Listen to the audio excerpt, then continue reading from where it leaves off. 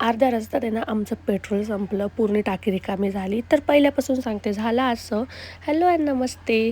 तर संडे होता आणि आमचं असं ठरलं, की आत्या वगैरे आल्या आहेत, तर बोर होतंय, संध्याकाळी कुठेतरी जावा.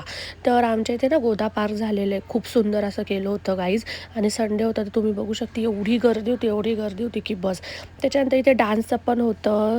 सो आम्ही थोडाफार डान्स वगैरे केला, व्हिडिओज काढले, फोटोजही काढले आणि खूप छान व्ह्यू आहे, खूप छान फोटोज वगैरे पण येतात.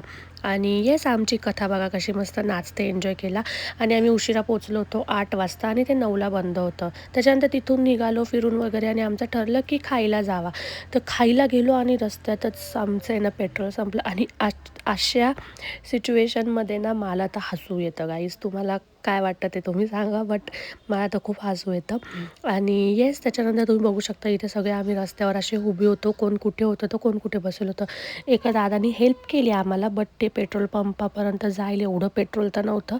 आणि त्याच्यानंतर आम्ही माझ्या गाडीवर गेलो एका पेट्रोल पंपावर, तर तिथे बंद होतं. मग दुसरीकडे गेलो, त्यांना रिक्वेस्ट केली आम्ही की आम्हाला पेट्रोल द्या बॉटलमध्ये. आम्ही फॅमिलीज आहे, फॅमिली आलेलो आहे आणि लेडीज आहे. सो त्यांनी बिचाऱ्यांनी आम्हाला दिलं आणि त्याच्यानंतर फायनली आम्ही पेट्रोल टाकलं. टाकता टाकता पण ते पेट्रोल इकडे तिकडे सांडत होतं.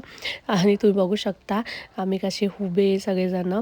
आणि येस, त्याच्यानंतर आम्ही तिथून निघालो आणि आम्हाला जायचं होतं जेवायला, खायला. सो आम्ही म्हटलं की पावभाजीच खाऊ. सो आम्ही गेलो होतो पावभाजी खायला, मस्तपैकी खाल्ली वगैरे पोटभर. आणि येस, भेटूया नेक्स्ट व्हिडिओमध्ये.